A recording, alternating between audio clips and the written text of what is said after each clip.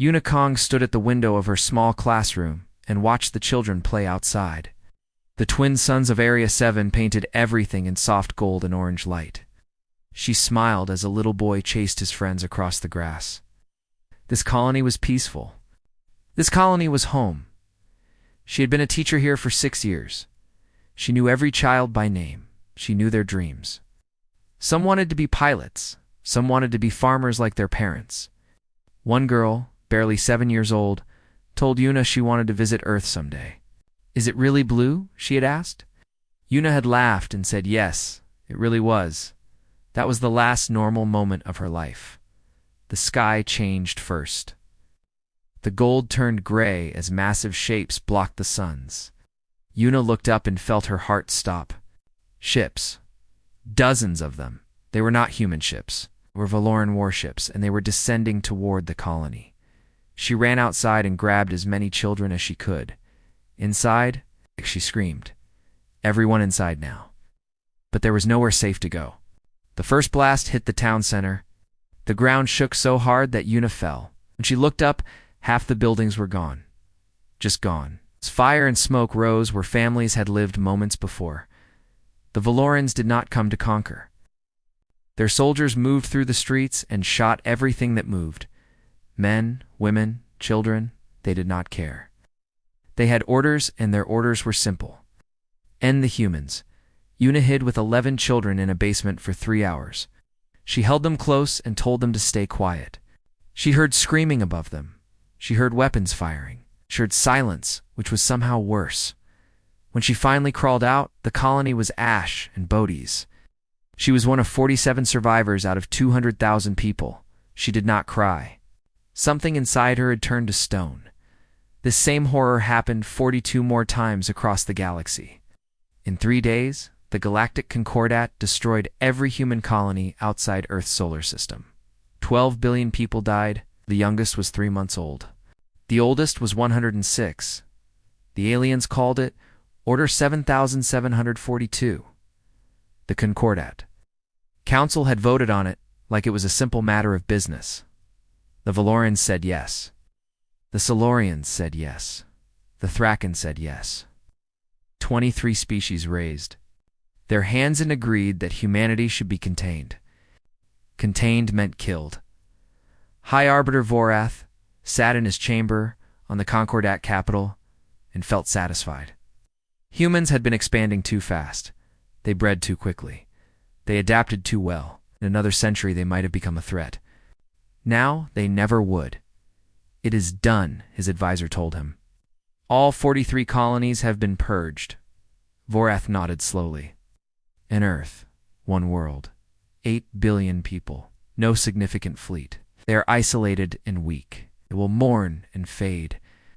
In a few generations, they will be forgotten. Vorath smiled. He did not know that he had just killed his entire civilization on Colony Nexus 12. A young girl named Somi found a working transmitter in the ruins of her home. Her parents were dead beside her. Her brother was dead in the street. She was bleeding from her head and could barely see. But she knew how to use the transmitter.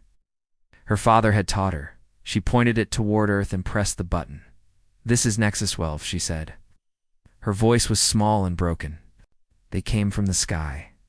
They are killing everyone. My mom and dad are gone. I think I am going to die too." She paused and wiped blood from her eyes. "Please remember us. Please make them remember us too." The transmission reached Earth 14 hours later. Admiral Taiho Park stood in the United Earth Council chamber when the message played. He was 54 years old, had served in the fleet for 30 years. He had never fired a weapon in anger because humanity had been at peace. The room was full of leaders from every nation. Presidents, generals, scientists, they all listened to the little girl's voice. When the message ended, no one spoke. Then the reports started coming in. Aria 27, destroyed. Vega 23, destroyed. Helios Prime, destroyed. One by one, 43 green lights on the colony map turned red. Each red light meant millions of dead. Taiho watched the map change color and felt something shift inside him. It was not sadness. It was not fear. It was something older. Something that humans had buried deep for centuries. because they no longer needed it. It was the will to destroy. He walked to the center of the chamber. Everyone looked at him. He was not the most powerful person in the room, but in that moment he was the only one who could speak. "They think this is over," he said quietly. "They think they have one. They think we will cry and beg and die slowly on our little blue world." He looked at the map. "All those red lights, all those dead children, they are wrong." He turned to face the council. "I am activating the emergency war protocol. For the first time in 200 years, Earth goes to war. Not for territory, not for resources, not for politics." His voice dropped lower. "For vengeance, for extinction. The council voted. It was unanimous. Every nation, every leader. Every voice said yes." That night, Taiho addressed the entire planet. 8 billion people watched him speak. 3 days ago, the Galactic Concordat murdered our families. They killed our children.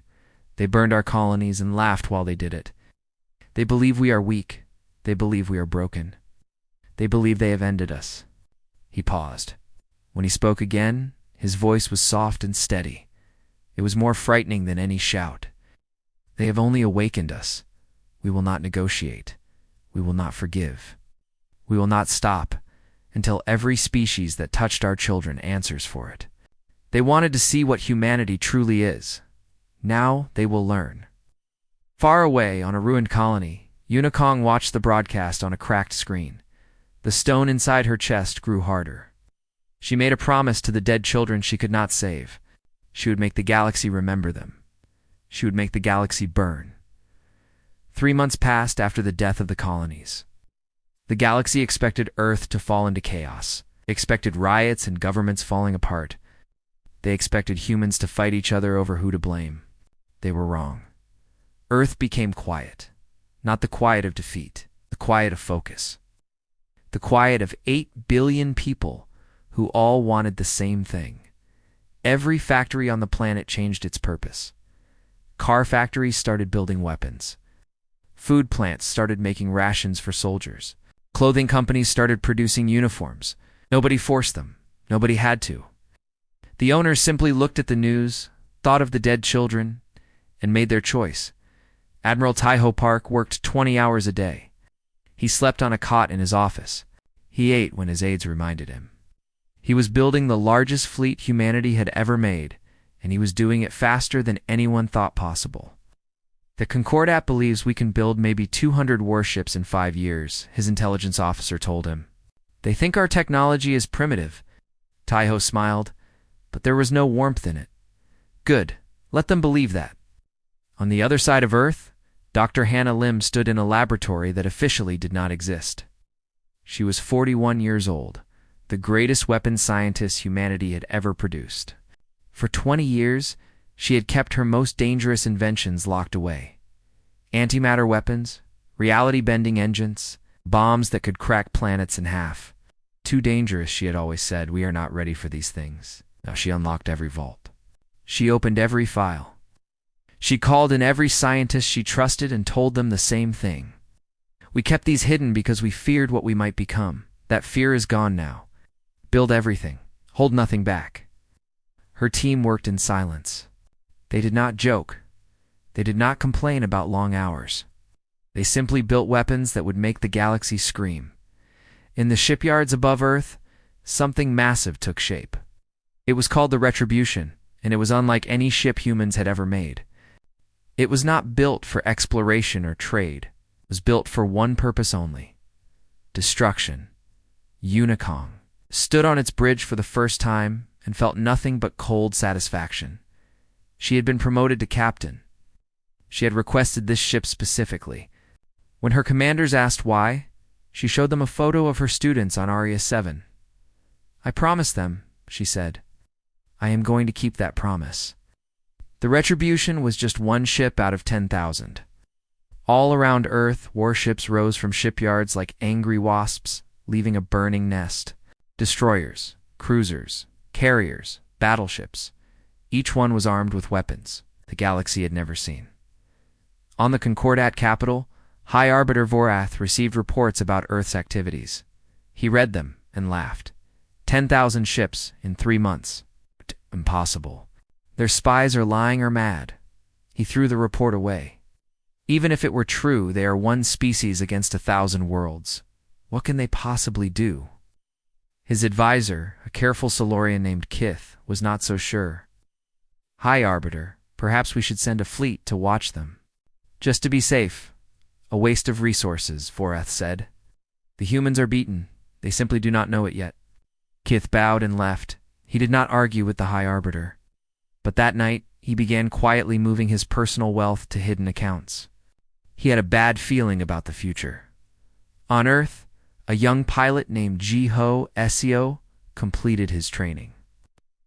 He was 22 years old. His younger sister, Minji, had lived on Colony Vega 3. She was 17 when the Valorans came. The last message he received from her was a photo of her new pet, a small, furry creature native to that world. 3 days later, she was asked. Jiho did not talk much anymore. He flew his fighter in simulation after simulati. He scored perfect marks. His instructors said he flew like a machine. They were wrong. Machines did not hate. Jiho hated with every breath he took. General Minhobeek stood before a room of military commanders and explained his strategy. He was 60 years old, a career soldier who had spent his life preparing for a war he never expected to fight. The Concordat expects us to attack their military bases, he said. They expect a normal war. We will not give them a normal war. He pointed to a map of Concordat space. 23 species. Thousands of worlds. Millions of ships. We're not going to conquer them. We are going to erase them. Every species that voted for Order 7742 will be hunted down. Every world that supported the Purge will be destroyed. We will not stop until they are gone. A younger officer raised his hand. Sir, that sounds like genocide. Minho looked at him with cold eyes. They killed 12 billion of our people, men, women, children, babies. They voted on it like it was nothing. They laughed while our colonies burned. He leaned forward. Call it what you want. I call it justice. No one else objected. After 6 months of preparation, Admiral Taiho broadcast a message to the entire galaxy. Every species received it. Every world heard his voice. He appeared on screens across 1,000 planets. Behind him, Earth's fleet stretched into infinity. 10,000 warships. 20 million soldiers. Weapons that could break worlds. You called us primitive, he said. You called us weak. You killed our children and thought we would cry and fade away. Hear me now. We are coming. Not for territory. Not for resources. We are coming for extinction. He paused. His eyes were empty of mercy. Yours. The transmission ended. Across the galaxy, billions of aliens sat in stunned silence. On the bridge of the Retribution, Captain Unicong gave the order to move. Her fleet entered faster than light travel. Heading toward Valoran space, the war had begun. The galaxy would learn what humanity truly was, and the galaxy would burn. Commander? Kelos of the Valoran fleet stood on his bridge and watched his sensors with confusion. Something was wrong with the readings. The human fleet had been detected 3 light-years away, moving toward Valoran space. That was expected. What was not expected was how fast they were moving. That is impossible, his sensor officer said. No species can travel that fast. Our instruments must be broken. They were not broken. The human fleet dropped out of faster-than-light travel directly inside the Valoran formation. Not in front of them. Not beside them. Inside them, ships appeared between Valoran, vessels like ghosts walking through walls. Kelos had half a second to understand what was happening. Then the humans opened fire. The battle lasted 6 hours. It should not have been called a battle. It was a slaughter. Human weapons tore through Valoran shields like paper. Human ships moved in ways that broke every rule of space combat. They were faster. They were stronger. They were everywhere at once. Kelos watched his fleet die around him. 500 ships became 400. Then 300. Then 100. Then 20, he gave the order to retreat, but there was nowhere to retreat to. Human ships hunted down every vessel that tried to run. They destroyed escape pods. They shot down shuttles filled with wounded. They showed no mercy because they had none left to give. In the end, Kelos escaped in a tiny shuttle with 3 crew members. His entire fleet was gone. 50,000 Valoran soldiers were dead, and the humans had not lost a single ship. He looked back at the wreckage that filled space like metal dust. This was not war. This was extinction. Captain Unikong stood on the bridge of the Retribution and watched the last Valoran ship explode. She felt nothing. No joy, no satisfaction. Just a cold emptiness that demanded more. "Set course for Korath Prime," she ordered. The Valoran homeworld. Her crew obeyed without question. They understood. They had all lost someone in the purge. Every human in the fleet had lost someone. They were not soldiers fighting for their country. They were mourners seeking payment in blood. The news of the Valoran fleet's destruction spread across the galaxy like fire. Species that had laughed at humanity suddenly stopped laughing. Species that had voted for Order 7742 suddenly remembered their vote. "Hi, Arbiter." Baroth received the report and refused to believe it. "One battle means nothing," he said. The Valorans were overconfident. "Send the combined fleet. Crush these humans." But the combined fleet was slow to gather. Species began making excuses. Ships needed repairs. Crews needed training. Supplies were delayed. The truth was simpler. They were afraid. The humans did not wait. General Minho Beak commanded the ground forces that landed on Valoran military bases across a dozen worlds. His soldiers moved with terrible efficiency. They did not capture prisoners. They did not accept surrender. They had seen what the Valorans did to human colonies. Now the Valorans learned what that meant. On the 4th day of the invasion, a Valoran base commander tried to surrender. He walked out with his hands raised, expecting to be taken prisoner. A human soldier looked at him, then looked at the photo tape to his rifle. It showed a smiling woman and 2 children. They had lived on Colony Helios Prime. The soldier raised his weapon. "Wait," the Valoran said. "The laws of war say you must accept surrender." The soldier's eyes were empty. "You killed my family. You do not get to talk about laws." He pulled the trigger.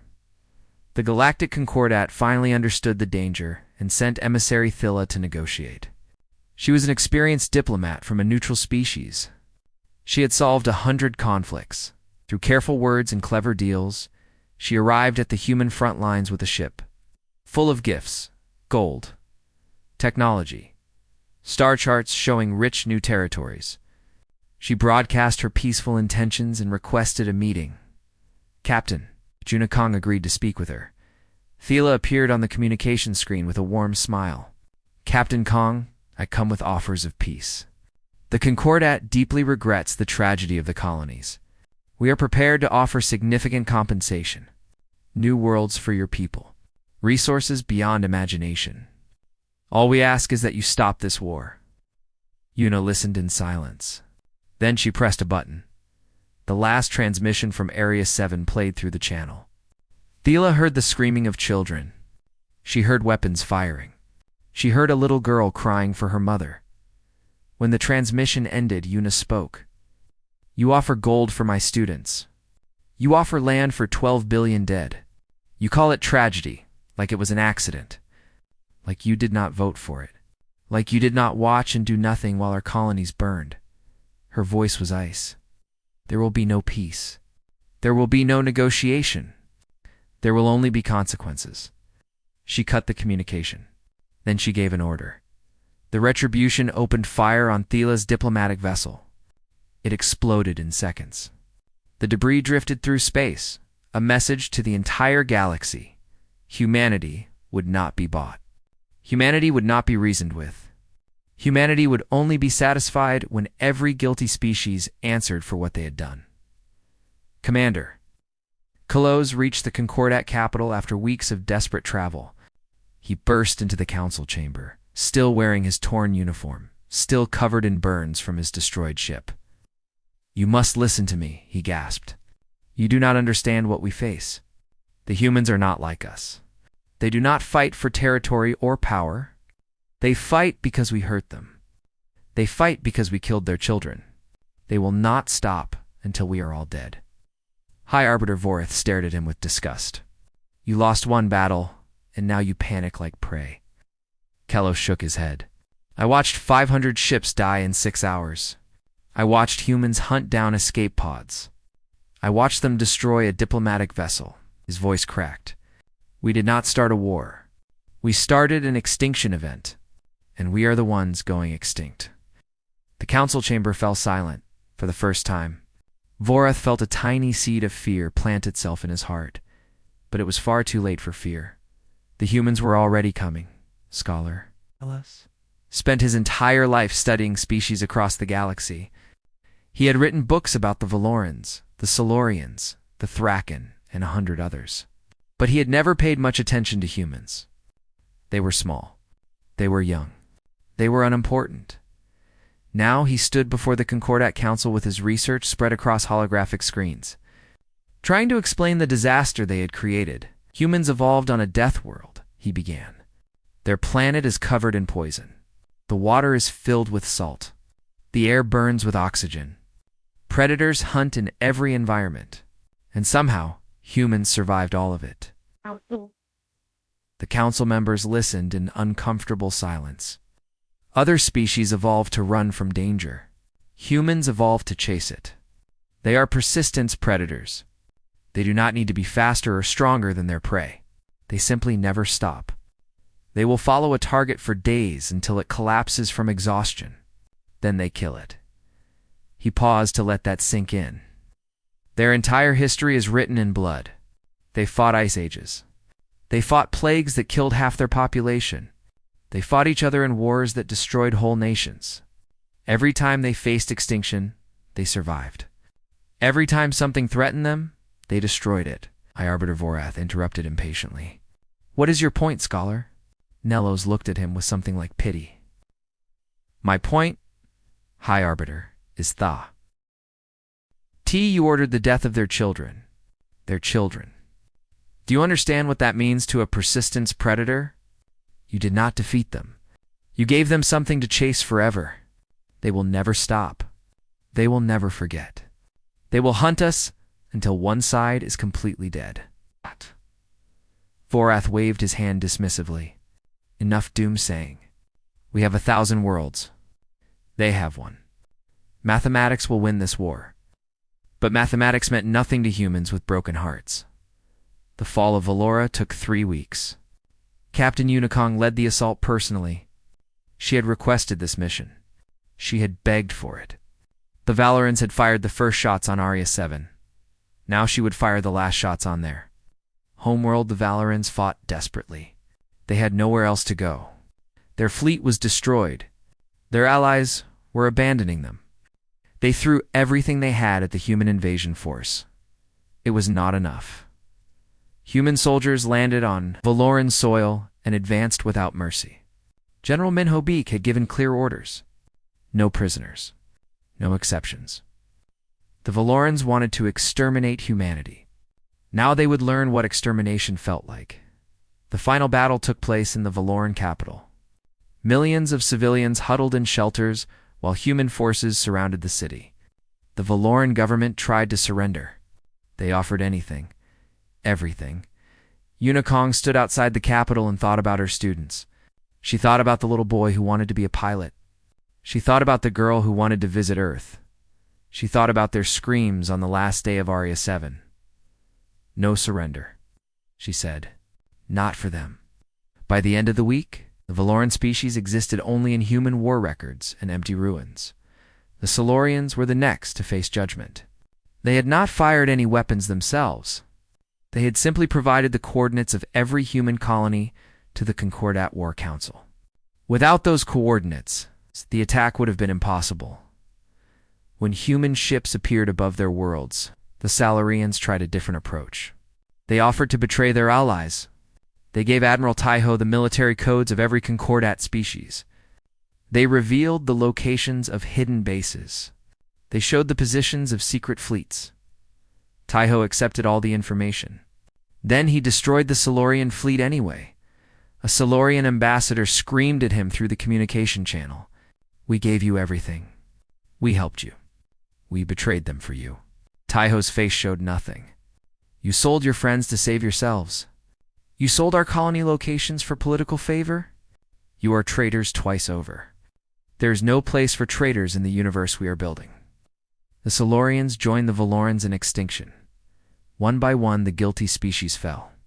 The Thraken, who had manufactured the weapons used in the Purge, the Vis, who had transported the invasion forces, the Nalari, who had celebrated in the streets when news of dying human colonies reached them. Each species tried something different. Some fought. Some ran. Some begged. Some offered bribes. None of it worked. Humanity had become a force of nature, and nature could not be reasoned with. Lieutenant Gihoesio flew combat missions every day.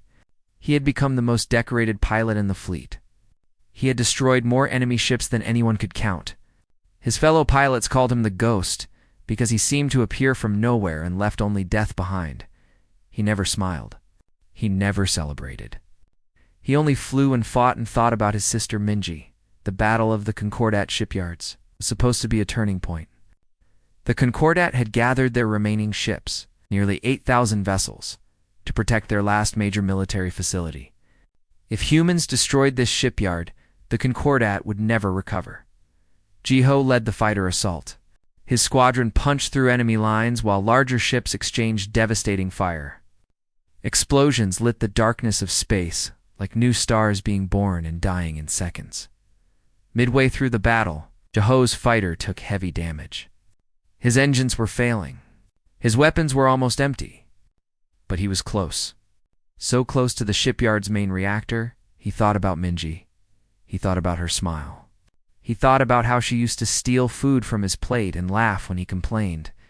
He pointed his dying fighter at the reactor core. "For Vega 3, he whispered. "For Mingi, I will see you soon." The explosion destroyed the entire shipyard. It destroyed the Concordat's last hope for reinforcements. Lieutenant Jihosio became a legend. A hero. A symbol. But he was just a boy who missed his sister. Back on Earth, Dr. Hannah Lim completed her final project. She called it the Genesis device. It was a weapon that could unmake the molecular bonds of an entire planet. One warhead. One world. Gone forever, she showed it to Admiral Taiho in a secure bunker. He stared at it for a long time without speaking. "This is what we have become," she said quietly. "World killers." Taiho touched the smooth surface of the device. It hummed with terrible power. "This is what they made us," he replied. "The question is whether we will use it." He looked at Hannah with ancient, tired eyes. "And whether we will still be human if we do?" 3 years had passed since the purge of the colonies. 3 years of fire and death and endless war. Now the human fleet surrounded the Concordat capital world. Everyone in the galaxy knew the end had come. Admiral Taiho Park stood on the bridge of his command ship and looked at the planet below. It was beautiful. Blue oceans, green countenance, white clouds drifting across the sky. Billions of aliens lived down there. Some had voted for Order 7742. Some had celebrated when human colonies burned. But most were ordinary people who had simply lived their lives while their leaders made terrible decisions. 10,000 human warships waited in orbit. 20 million soldiers prepared for the final assault. Every surviving human who could hold a weapon had come to this place. Not for glory or power. For closure. For an ending, High Arbiter Vorath broadcast a final message from his palace. His voice was broken. His arrogance was gone. 3 years of watching his civilization crumble had destroyed the proud leader he once was. "Humans of Earth," he said, "I stand before you as the one who ordered the death of your colonies. I gave the command. I signed the papers. I watched your worlds burn and thought I was protecting my people." He paused. His hands were shaking. "I was afraid of you. Afraid of what you might become. Your species grew so fast. You learned so quickly. I looked at you and saw a future where humanity ruled the galaxy, and we were forgotten. So I tried to destroy you first." Tears ran down his alien face. "I created the very monster I feared.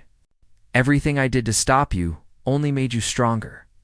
Every life I took only made you more determined. I understand now.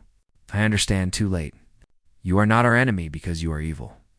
You are our enemy because we made you one." The transmission ended, on the bridge of the Retribution. Captain Unicong listened to those words and felt something strange. For 3 years, she had burned with cold hatred. She had destroyed worlds. She had killed millions. She had become something terrible in the name of her dead students. Now, standing at the edge of total victory, she felt the first crack in her armor of rage. General Minho-beak had no such doubts. He stood before Admiral Taiho with fire in his eyes. "We finish this," he demanded. "Total annihilation. We use the Genesis device and erase them completely. No more threats. No more aliens who might someday attack us again. Only humans, alone and safe in the galaxy." Taiho listened without expression. And then what? He asked quietly. "We become the only monsters left." Minho slammed his fist on the table. "They killed 12 billion of our people. Children, babies. They voted on it like it was nothing. They laughed while our colonies burned. How can you talk about mercy? How can you even consider letting them live?" Taiho closed his eyes. He was so tired. 3 years of war. 3 years of death. He had ordered the destruction of entire civilizations. He had watched species beg for mercy and given them none. Every night, he saw the faces of the dead. Human faces. Alien faces. All of them asking why. "I received a message yesterday," he said softly. "From a survivor of Nexus 12. Do you remember that colony? Do you remember the little girl who sent the last transmission?" Minho nodded slowly. The survivor found a recording she made before the attack. She was talking to her pet. Just a child talking to her pet about ordinary things. What she ate for breakfast? What game she wanted to play? Then she said something strange. Taiho opened his eyes. She said she hoped humans would always be the good ones. She said her teacher told her that humans were special because they knew how to be kind even when they were hurt. She wanted to grow up and help aliens understand that. The bridge was silent. She was 9 years old when they killed her. And her last wish was for us to be kind. Taiho looked at the planet below. Billions of lives waiting to end. If we kill them all, the Concordat wins. Not today. Not in any history book. But in our hearts.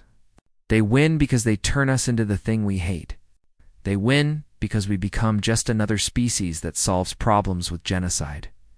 He stood straighter. We will not give them that victory. The surrender terms were harsh, but not total. The Galactic Concordat was dissolved forever. Every species that voted for Order 7742 was stripped of all military technology. They were forbidden from space travel for 1,000 years. Human observers would watch them on every world, ensuring they kept the peace. The leaders who gave the orders were taken to Earth for trial. High Arbiter Vorith and 400 others stood before human judges and answered for their crimes. Most were executed. Some spent the rest of their lives in prison. None escaped justice. But the ordinary aliens lived. The farmers and teachers and shopkeepers who had not chosen war, they lived because humanity chose to remain human. Years later, when the anger had faded and the grief had softened, Unicong returned to Aria 7. The colony had been rebuilt. New families lived in new homes. Children played under the twin suns, just like they had on the last normal day of her life. A memorial stood in the center of the colony, a wall of black stone stretching toward the sky. Carved into it were 12 billion names. Every human who had died in the purge. Every child. Every parent. Every friend. Una walked along the wall until she found the names of her students. She touched each one gently.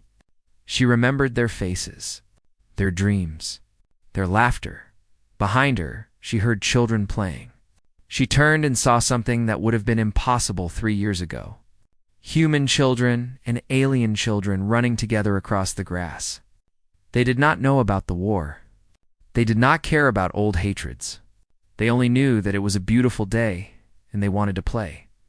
One of the alien children fell and scraped her knee. A human boy immediately ran to help her up. He gave her his hand and smiled. Yuna watched them and felt something break inside her. Not in a bad way. Like a shell cracking open to let something new grow. The stone in her heart. The cold hatred that had kept her alive through the war finally began to melt. She whispered to the names on the wall, to her students, to everyone she had lost. We remembered you. We made them remember you. And we stayed human, barely, but we did. The twin suns set slowly over the colony. Somewhere in the distance, children laughed. The galaxy was quiet now. The war was over. Humanity had won.